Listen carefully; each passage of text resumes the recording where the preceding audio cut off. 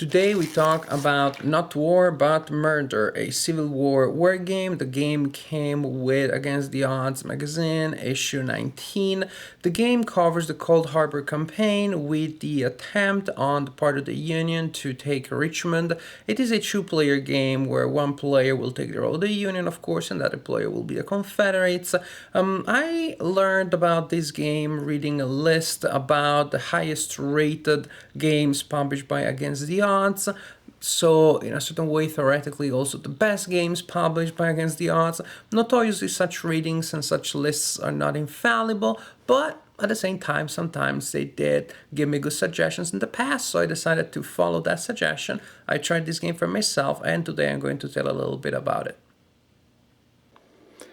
This is the map for the game, which is printed on paper, and surprisingly, this being a magazine game, it represents the area around Richmond. Richmond is there, and there is a lonely Richmond garrison there.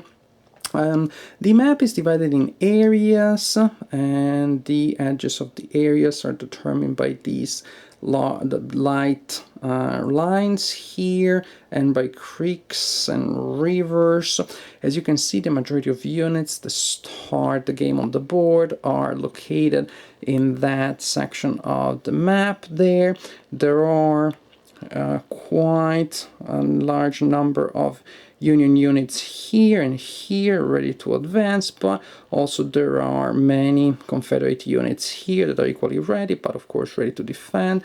A smaller number of Union units are here, with Grant there scratching his head and wondering what to do next. And you also have a number of cavalry units there, which are waiting there for now, but they're ready to react to what the Union player does in case the Union player decides to detach some forces here from the rear and to try to outflank the majority of the Confederate units. Victory conditions are determined in several ways. There is a sudden death victory condition if the Union player has a fresh unit in Richmond and that fresh unit is able to trace an uninterrupted line of Union-controlled areas that goes all the way to Chesterfield Station, which is here, or to Old Church, which is there. Then the Union player is the winner. Otherwise, you play the game until the end of the game as determined by the turn track. At the end, you count victory points. The Union player receives victory points for control of victory point areas, which are these areas with that reddish brownish symbol there. But in order to receive victory points, the Union player also needs to trace a line of Union controlled areas to Chesterfield Station or Old Church. Otherwise, well, control of the area gives no victory points, and there are victory points to be gained for eliminating and or exhausting enemy units. At the end of the game, once you're done adding and subtracting victory points, if the Union player has 10 victory points or more, then he's the winner. Otherwise, the Confederate player is the winner. Each turn in the game represents a day, and each turn starts with a die roll to determine Lee's health. On a roll of 5 or 6 on 1d6, Lee is sick for that day, he is removed from the map, and he won't be able to return and to participate to the operations until next turn. Each turn lasts a variable number of impulses, which are recorded on this track here. Players alternate playing impulses, and of course the impulse marker will move on its track for each impulse that it's played. The first time that the Union player rolls dice during his impulse, the number that is rolled is also used to determine if the turn continues or if the turn is going to be over at the end of that impulse. If the Union player rolled the number on the impulse track or less, then the turn will be over at the end of that impulse. Otherwise, the game will continue, and the Confederate player never checks for end of turn. Also, the impulse marker has two sides, one with the Union advantage on and the other one with Confederate advantage on. The side that has the advantage side up can use one of several advantages. For example, that player can rally his leaders in an area, and that means that those leaders can be used more than once in a turn. The Confederate player may modify Lee's health, or players may be able to activate multiple areas. The problem is that as soon as you use your advantage, then you have to flip the impulse marker, and of course then starting from next impulse, it is the other player that can use one of the available benefits. During an impulse, you can do one of three things. You can pass, which is pretty self-explanatory. You can fortify, which will allow you to add a fortification marker to a friendly area in case there aren't any yet, or to flip a level 1 fortification marker to its level 2, which means better fortifications.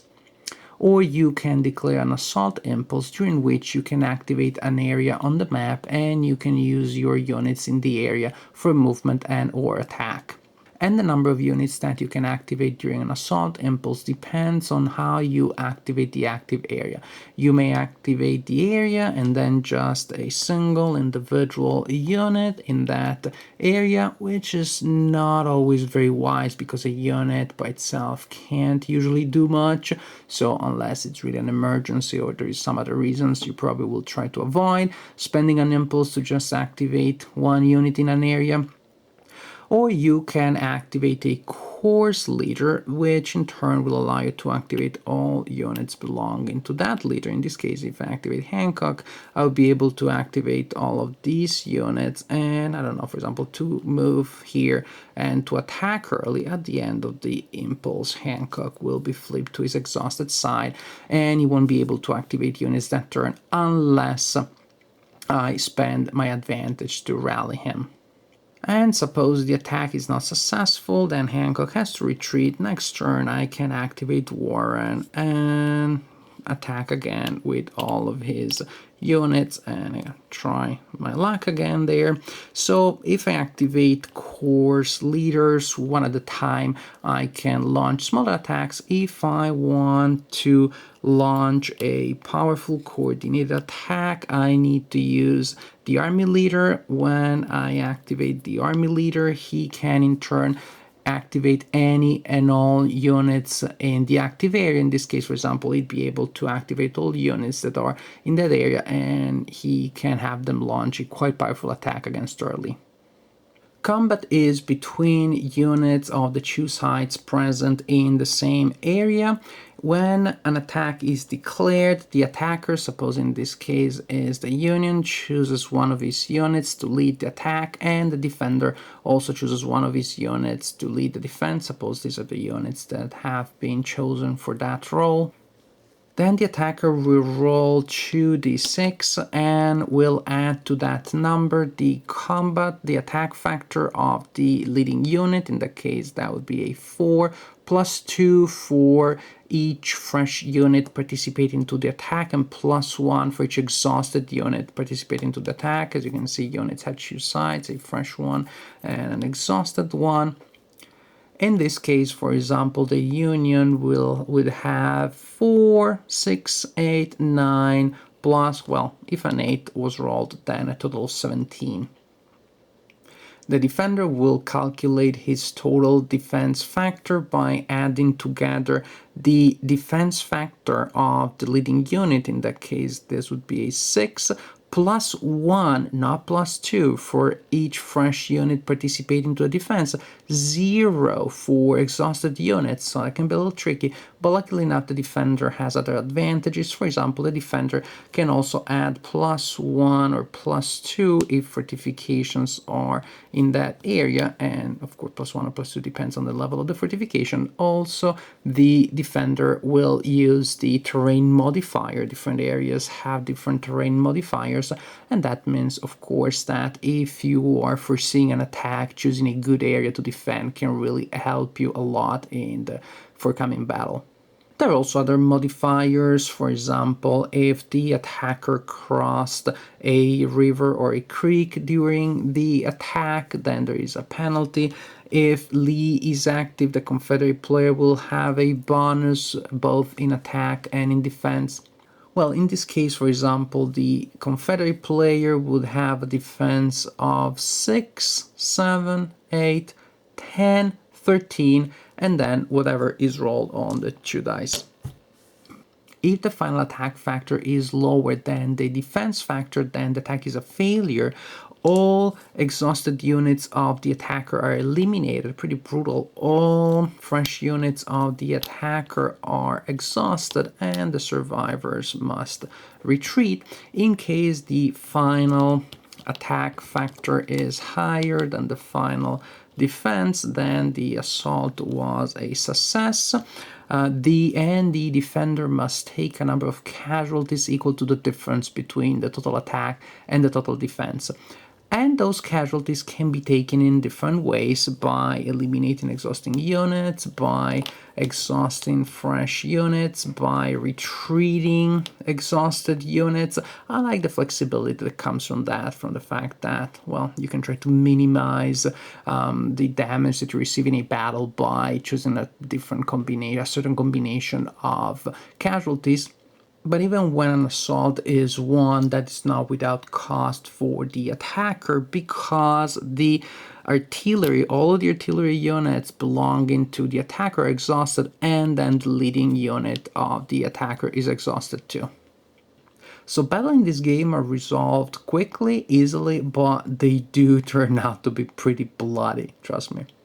And it's very common in a case such as this one that you launch an attack which is successful, which does indeed do, suppose, some damage to the opponent, but that also leaves you quite depleted and therefore quite in danger in case an assault from a fresh stack of enemy units comes. I like this game. I like how the two sides play differently from one another. The Union player has the advantage of high numbers, yes, but he has a couple of challenges that he has to face. For example, there is the fact that coordinating large attacks takes time, and launching an attack with a course here, a course there, in many cases is not a good idea. It can backfire easily, but at the same time, taking the time to put together a good number of units in the same area, and having Grant come around to be able to command them all at the same time and wait until all the leaders are back to their fresh state takes time, and the Union does not have much time to do all that it's needed to the Union to win the game, especially because on the variable length of the turns that in some cases, well, can really be a problem. If a turn is too short, then the Union can really find itself in trouble. Another thing is the fact that the Union must keep lines of communications intact, and that means that you can have a large concentrated army in one location and then a small number of enemy cavalry units run around you, cut your lines of communications. Now you find yourself in a very profitable victory point area, but stuck in the middle of enemy territory, and that victory point area doesn't earn you any victory points. Terrain can give a huge advantage to the Confederate player, and the Confederate player may be able to fall back and maneuver in such a way that the fight will take place in an area that is most profitable to the Confederate player. So there are definitely challenges that will even out the advantage that comes from a high numbers, and Confederate player, of course, has specular situation to deal with. Also, I was pleasantly surprised by discovering the number of ways in which the game can play out, which I did not expect from just looking at the setup the first time that I set up the game. It seemed a little bit of a constricted situation, but actually the game can really go in different ways. You can have World War I type of bloody attacks, frontal attacks, one after the other. The game can be extremely gruesome, or you can have the Union player try to outflank and outmaneuver, and then the Confederate player will start a game of cat and mouse in which the Confederate player will just try to delay combat as much as possible, to split Union forces as much as possible, to force the enemy to stretch. So there really are a variety of ways in which the game can go. Overall, I really enjoyed this game. I think that against the odds, readers that missed it the first time around should pick up a copy. It is not too late. Civil War enthusiasts would enjoy this game, but just gamers that are looking for a game that is fun to play, not hard to learn or to play, not long to set up, and can be played in a session. Gamers of this type would definitely enjoy this game. Overall, big thumbs up.